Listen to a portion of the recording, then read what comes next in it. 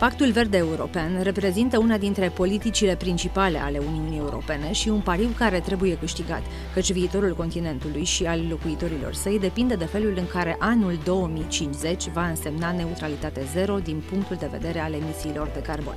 Doar că pariul acesta e supus unei provocări fără precedent, un război la granițele UE și, odată cu el, sancțiuni și măsuri care pot schimba abordarea verde. O ediție specială a emisiunii Europa 360, inițiată de TVR Timișoara și finanțată de Comitetul European al Regiunilor.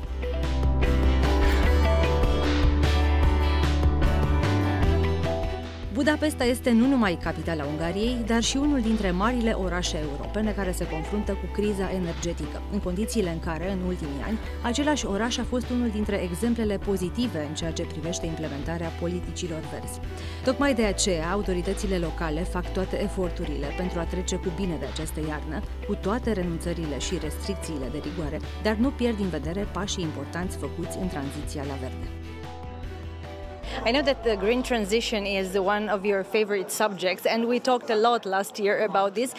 Somehow things changed, and the reality on the ground changed a lot from last year till now. And I was wondering if we can connect now this green transition with what we are facing right now, I mean the energy crisis. We have to. Yes, I see. Our realities in Budapest and in Hungary, and I see the regions, it's absolutely different. So our current focus is on to get electricity somewhere for public light, for public transport, for water, for our citizens. But we cannot forget where we are heading. So in the same time, we see now, we are moving back in a lot of things, like in the circular economy we were talking about maybe last year on how to recycle and reuse. Now we burn as many waste as possible to produce heat, to produce electricity. But on the other hand, of course, we have to save energy. This is what we're doing now. And this is in line of our Green Deal. Of course, it's the how. So when we go back to burning coal, we understand the necessity of today. So we see that the winter is coming, where most of our citizens are vulnerable and most of our cities are vulnerable. So I see today that even Budapest, capital of Hungary, I have 0 kilowatts of electricity for next year, for public light, for public transport, for water. I see increase in prices, 8 and 10 times increase in gas, in electricity. So we are facing a thing that we've never seen before, but still, Budapest is one of the climate neutral 100 cities that applied for this vision, and we're working on it parallelly. So we have this urgent crisis on I have no idea how we will survive the winter, but in parallel with this day-to-day struggle in protecting our citizens, we still do our job and try to put together a climate contract and not lose far sight of our climate goal. This is what we can do, but of course protecting our citizens and public services. And what I see for women this winter, I think it's really important. You mentioned it yesterday and I wanted to ask you about that. Yes, because what I see is a lot of municipalities in Hungary, and I see in other countries too, that okay, how can you save energy as a city? You turn off public street light. No, you don't do this, because if you see it from women's eye, different perspective of fear.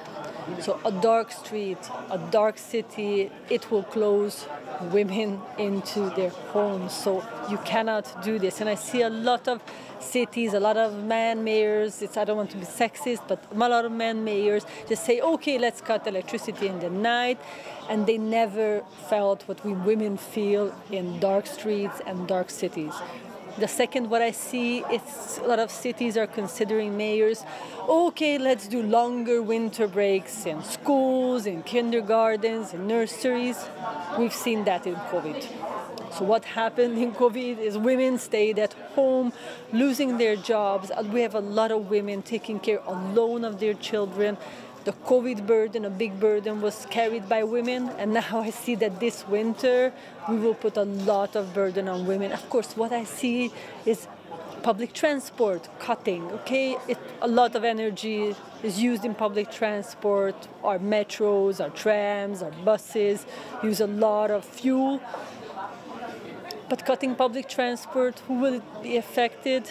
It will be women affected, mostly because women are most of the users of public transport, and children and elderly. And if I look at the most vulnerable citizens, elderly citizens who are threatened by poverty because of very low pensions. And of course, if I see the pension gap in the EU between men and women, it's 30%.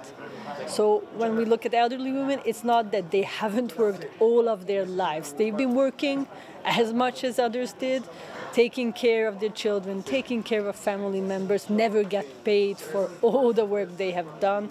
So this is why I say that when mayors, and I call to mayors, when they look at the decisions on how to save energy, don't put a higher burden again on women's shoulder, because we cannot bear more. You said that you have no idea about surviving this winter, but sincerely I don't believe you, but because I'm sure that you have some ideas back home in the drawer. So which would be, I don't know, the simplest things that we could all do in order to save our lives during this winter? Very different situations all across, and I see even in pricing it's very different. So we've been doing campaigns, a lot of cities and the EU cities, since June to save energy. So yes, we have to stick together and survive this winter, going at home and look at the thermometers, if there's a possibility to change the windows, insulation, if somebody has a possibility to buy a solar panel, to put down the car, use public transport, look at the things not forever, but for this winter. This can help save a lot of energy. We usually say that, just 1 degree, changing the temperature by 1 degree, it can cause 5, 6, 7% difference in how much gas you use or how much electricity you use. So you have to keep that in mind and help the community as a whole. But of course, there are a lot of people who live in uninsulated homes. Of course, you cannot insulate your home within 2 months or 3 months. So this is why the society, municipalities, the state have to help. And on the EU level, there has to be a fixing of prices. So there has to be an intervention in the electricity market. There has to be an intervention in the gas market, because what's happening on the trade market with a lot of speculation going on, that is something European policy has to look at. You have to throw out the speculators from the trade markets, because it's not real sellers, it's not real buyers there, it's speculators there. Throwing out them from the financial markets, this is why we've been talking of the speculation tax. We socialists been pushing on this, so we have to throw all of those speculators out, which makes very hard the lives of people who want to give real service, like public light and run kindergartens. We have to buy a very high price because of that, not because of the war, but because speculation on markets and because extra profits of companies. So this is a thing we have to intervene in, and this is European and national level. You mentioned community, and they all talk about solidarity here. How do you convince your community to be show this solidarity? Because this is something that won't be very popular to ask them to do this. Of course. So when we introduced in June, there were no signs of the real energy crisis back in June. It was hot in June. It was hot in June, of course, but the prices were still the same because it was fixed prices in Hungary. I have been laughed and mocked because I said that there will be a winter coming, there will be changes coming, so there was a lot of pointing at me from the Fidesz part, from the state part. But then reality came in, and people now see in the increases in prices, inflation, in food prices, and everybody's now looking at how much energy they're consuming. But if I look at solidarity, Budapest is a city of solidarity. So when I look at the war in Ukraine, after the Russian invasion, a lot of families from Ukraine came to Hungary, came to Budapest. Budapest was open. The people, our citizens, were having people in their homes, helping as much as possible. So there's no lack of solidarity in Budapest. I see that. Of course, energy and changing our lifestyle, that's always a hard thing. So we ask our citizens a lot. We ask, not just in this crisis, but in the past years we've been asking them to don't buy so much food, don't buy so much clothes, don't use so much energy, use less water, don't travel, don't use a plane, put down cars, use a bike lane. That's too much. So I see it's too much. And our citizens, if it's not in their pace, and it's too much within a short time, without the real commitment and understanding, we will lose our citizens. So this is why I always say it's very important to have the importance of mayors, because citizens will believe mayors better than they believe the state or they believe any bureaucracy, because they choose their mayors. So this is why all the local politicians have an important role. So if they have ambition, if they show an example, and if they can bring their citizens, that's the only way it works. If you just say you have to do this and this and this, you have to cut this and this, that won't work. That will turn against all of our policies. Dacă Europa vrea să fie verde până în 2050, regiunea Tampere din Finlanda își propune să facă acest lucru până în 2030, o țintă foarte curajoasă și tocmai de aceea provocatoare, atât pentru cetățeni cât și pentru autoritățile locale, care vor fi împreună în prima linie a acestei lupte.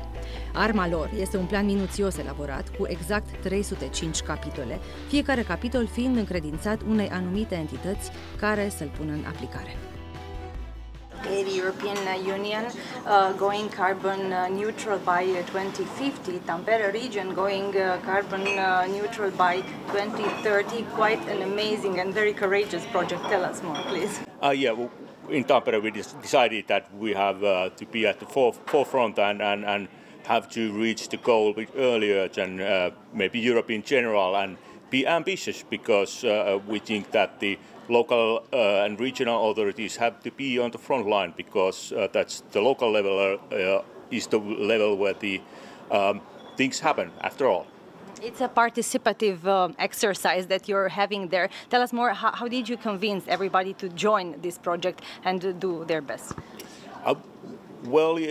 It's been a long work, but I think that majority of the people and majority of the decision makers understand how serious this situation is, and that we have to do something about it, and we have to have a plan, because otherwise, if we don't have a plan, we won't succeed.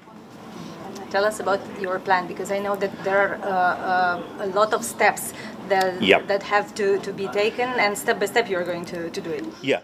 In a roadmap that we have already 305 steps, and all those steps are kind of dedicated to someone or some organization, and that's our plan for success, that someone is responsible for all these steps. Can you mention some of them, because there are some measures that you are going to Yes, for example, in our public transportation, we are planning to replace the buses, the traditional buses with the electrical buses, and the city public transportation company is responsible for the change. So they are reporting on their success and the progress of their objective and how many electrical buses we have. And likewise, the city energy company has their own objectives to reduce the amount of the fossil fuels, and they are responsible to report how they are succeeding in their objective. Can we connect your very courageous plan also to the energetic crisis that all over Europe is facing at the moment? In a long run, yes, because we are trying to reduce the fossil fuels, and as you know, the fossil fuels also in Finland come mostly from Russia, and we are trying to reduce the use of the fossil fuels, so that we shouldn't be or wouldn't buy any more fossil fuel from Russia or any other place. So we would become more and more independent on the energy production and less dependent on the fossil fuels, both from the other countries, especially from Russia. You already mentioned stepping back from fossil fuels. What steps is Finland or Tampere especially taking to prepare for this winter? Is going to be a challenge for everyone in the European Union, but what is Finland's approach to that? Yeah, in our public organization, city organization, we are reducing the temperatures in public buildings and trying to reduce the energy consumption in public spaces in general, like lighting and other energy consumptions that there are. And we are also encouraging the citizens to reduce their energy consumption and also the private companies to reduce their energy consumption. And we are following the situation very closely, what the situation in Finland, in Tampere, is going to be, and we are prepared for the power cuts if needed, but so far we are planning that the power cuts would be very limited if there would be any. And of course, if there will be power cuts, the critical infrastructures like hospitals would be outside of the power cuts. And any short-term proposals, like for example, helping citizens cover the cost of the rising prices, like any cap above which there would be like compensations? That would be in a national decision making, and that would be probably from through the taxation, but not on a local level. All right, and for long term, are you planning any investment with the help of cohesion funds to try to go and use more renewable energy sources? That remains to be seen, because our city energy company has a very good plan and very good roadmap to get rid of the fossil fuels and concentrate more on the renewables. And in Tampere we also have the hydroelectric power from the waterfall. So I think we are in rather good situation in Tampere. Pădurile de castani fac parte dintotdeauna din peisaj în regiunea Piemont din Italia, dar multe dintre ele sunt lăsate în paragină și resursa nu este folosită. Un grup de 10 municipalități din zonă s-a constituit într-o asociație a pădurilor, iar unul dintre proiectele finanțate din fonduri europene este tocmai creșterea controlată a acestor arbori și includerea lor într-o formă de economie circulară. Voglio sapere tutto del vostro progetto coraggioso in Piemonte con il legno che volete fare in questo posto. Sì, devo dire che è un progetto, io lo trovo d'eccellenza, forse perché sono di parte, che nasce in provincia di Novara, ovvero sia dirsi nella parte alta della provincia, che è caratterizzata da boschi autoctoni di castagno. Circa una decina di comuni del nord, appunto, della provincia di Novara si sono, diciamo, riuniti in questa associazione che viene definita associazione forestale e ogni anno, grazie a dei contributi europei, può sviluppare un determinato progetto. Quest'anno in particolare, così come in realtà negli anni scorsi, quindi c'è un trend, ecco, di filiera corta, voglio definirlo così, che cosa viene fatto? Viene riutilizzato il bosco di castagno. Il castagno è una cultura che nelle nostre terre è molto caratteristica e molto diffusa. Ora, i boschi di castagno per molti anni sono stati abbandonati a se stessi. Che cosa succede? Diciamo, vengono in un certo qual modo trasformati in boschi controllati, ovvero sia dirsi ci si occupa di nuova piantumazione, ma soprattutto con i castagni esistenti si crea della biomassa e quindi della capacità energetica evidentemente per le persone meno bisognose. Si abbattono gli alberi, i fusti vengono, diciamo, lasciati alle famiglie bisognose che abitano questi 10 comuni che hanno fondato questo tipo di associazione, mentre con le ramaglie si fa del cippato che poi viene venduto. Perché l'ho definita filiera corta? Perché praticamente gli operatori, i falegnami, che insomma i boscaioli, ecco, che intervengono per l'abbattimento degli alberi sono praticamente delle imprese locali, quindi i fondi della Comunità Europea servono anche a evidentemente sostenere il lavoro di queste persone, quindi è una sorta di economia circolare, ecco, ante litteram, che però devo dire che è un grande beneficio soprattutto in questo periodo di diffusa povertà, evidentemente, soprattutto per i ceti che già erano in sofferenza in passato e quindi ancor più in questo momento sentono la crisi.